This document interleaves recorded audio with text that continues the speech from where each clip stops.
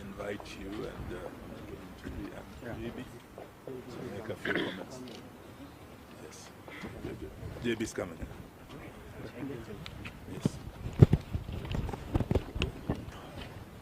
So you let us know when you are ready.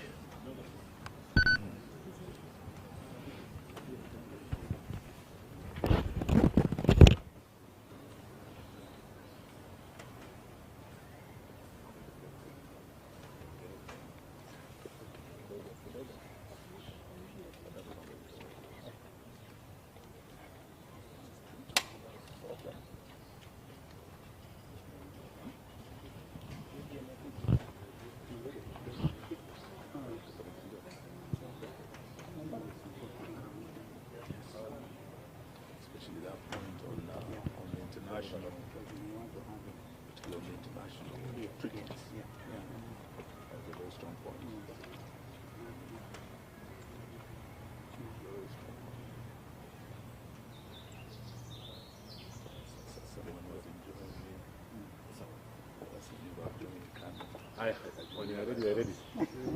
Wearing Gideon's color. Yes. Oh, we can start? Yeah. Okay. Yes, I think he'll join us. So thank you very much, ladies and gentlemen of the press. We have a press statement here by the United Opposition on the escalating human rights violations and political intolerance in Kenya and the region. We, the United Opposition, stand before the people of Kenya and the international community, gravely alarmed by the heightened descent of our beloved nation into a state of repression, lawlessness, and political persecution. Despite our persistent calls to end arbitrary arrests, abductions, gross violation of human rights, and extrajudicial killings, the Ruto administration seems to be on a race to the bottom, that is to anarchy.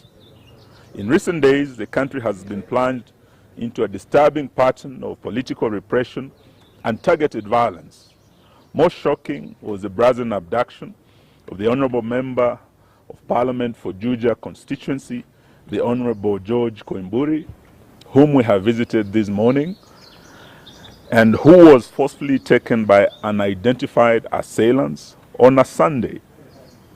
He had gone to church, only to be later found tortured and dumped in a coffee plantation somewhere in Kiambu, literally fighting for his life. The horrifying incident is not isolated.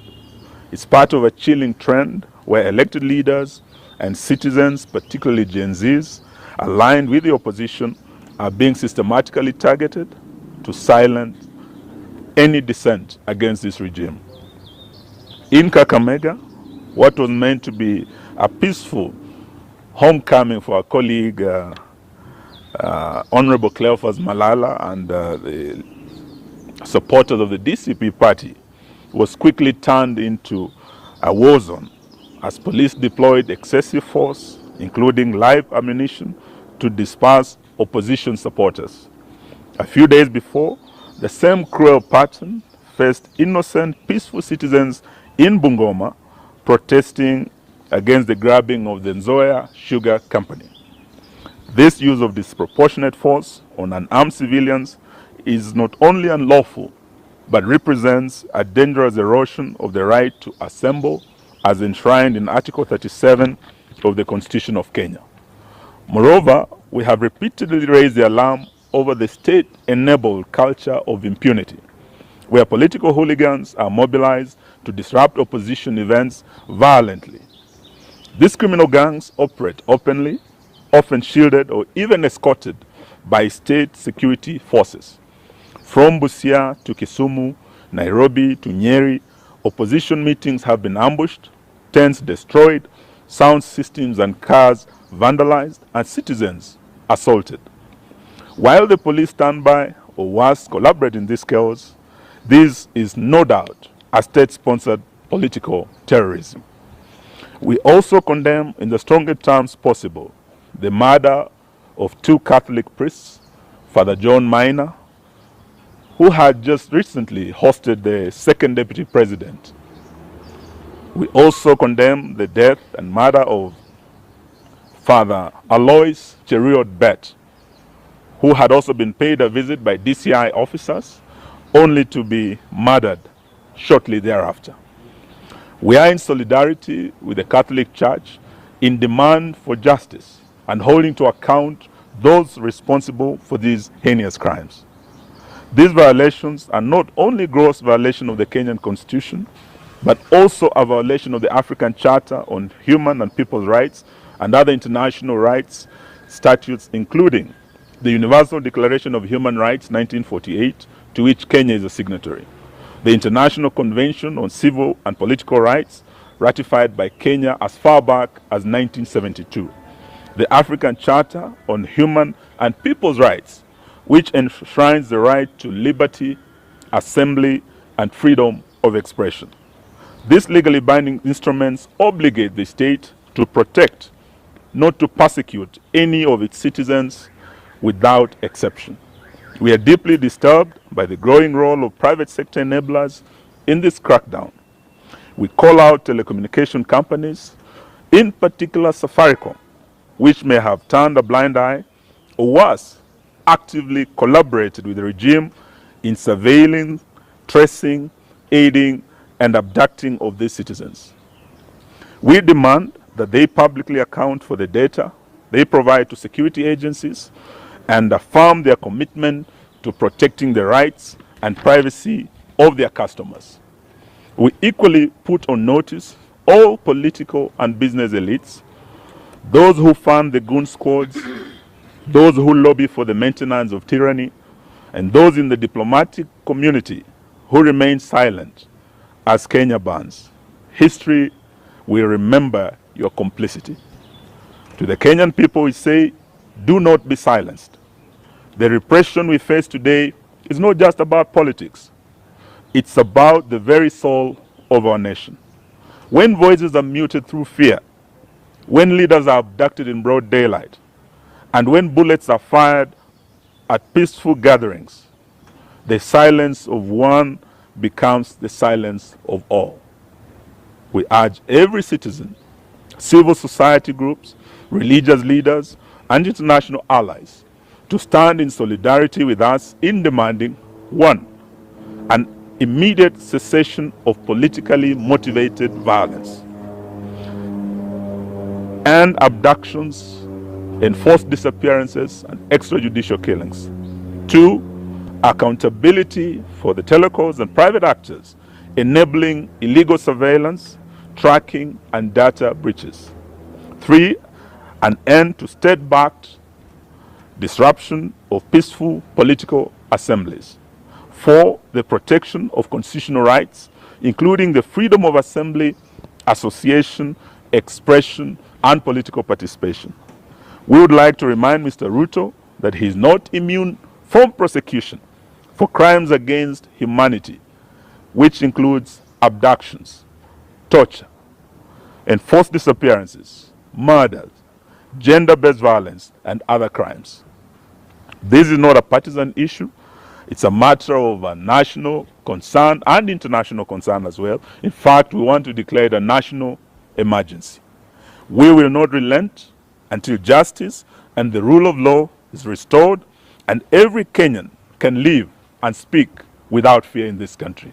That's the end of our statement. Thank you very much. Any questions? I think it's very clear. It's a very clear statement. In fact, if you just carry it as it is, none of us here, because it's what we have discussed this morning, and those of us who have mothers just been here, Rigi G sent his apology. In fact, he was also here last night, and all the other friends are in solidarity with this statement. So I really think we shouldn't add anything unless it's something, a question. Oh, great. Tumemwona sauti imeanza kurudi pole pole. And his wife is beside him, and we thank Karen Hospital for taking excellent care of him. You know, when you hear stories like Mheshimiwa abducted himself, you really want to pray for those people because they are evil. You see the tattered clothes and things. He's lucky to be alive. And so we have one instrument, Constitution of Kenya 2010. And all public officers, from William Ruto to the police constables, must know that be held accountable under the Constitution. Those rights are so clearly elaborated. And so we want to say shame on anybody who thinks a Mheshimiwa like this can abduct himself. And you want us police to believe your story? So I don't want to add. What do you speak to the National Police Service saying they are unaware of the abduction and they are investigating the video circulating online? And to add on that, They are investigating themselves. he's even called for a presser. Who? At 2 p.m. Who? Douglas Kanja, the IG. Oh, He's poor likely to guy. repeat the same- Poor guy. If he repeats it, it's unfortunate. Yeah, there's an abduction squad. We go by what Rigathi Gachagua said last night. Special squad, you know, designed to make sure that there will be no opposition in Kenya. So let him issue a statement. But who will believe a policeman like Kanja today? Where his own people say, oh, Mheshimiwa abducted himself. And the man was almost dead. Okay, so, well, this is where it is. And we are not, by the way, Kenyans are very clear. Nothing will stop them from sending these people home.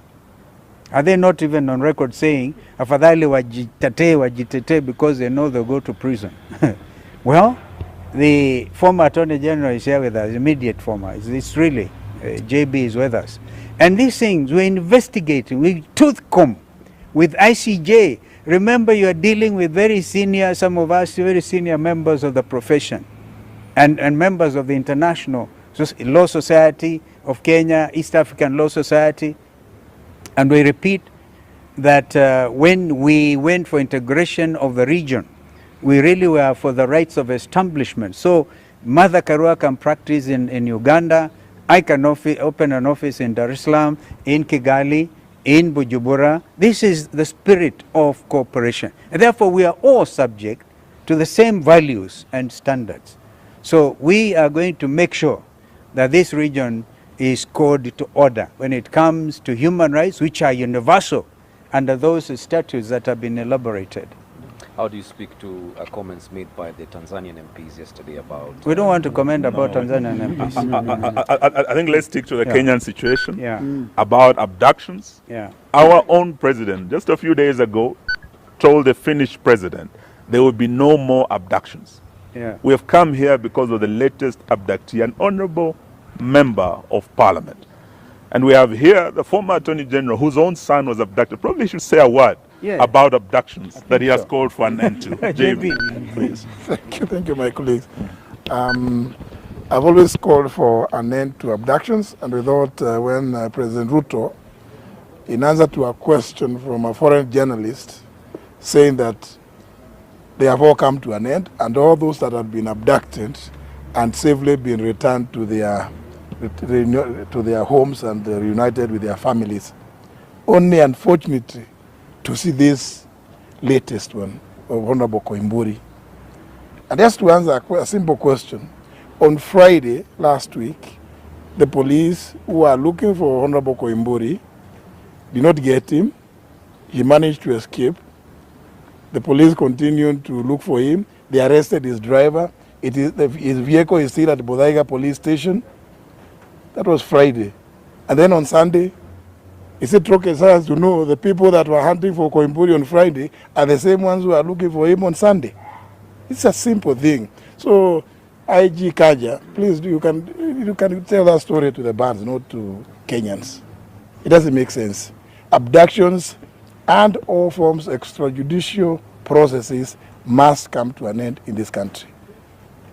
Thank you. Thank you, ma'am. Former Speaker of the National Assembly, what is the silence? We are not getting anything from Parliament. The current speaker. Current Parliament. It was. I'm told they are resuming their sitting today. That is the National Assembly. So let me not say beyond that, but Kenyans are watching very carefully what Parliament is doing.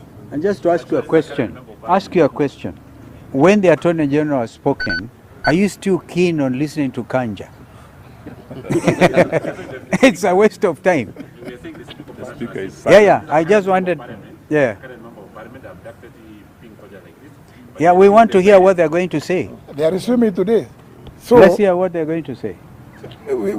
Naturally, we will expect that the National Assembly sitting this afternoon. We'll move a motion of adjournment. Yes, we'll move a motion of adjournment to discuss, because it's a serious case of insecurity. Yeah.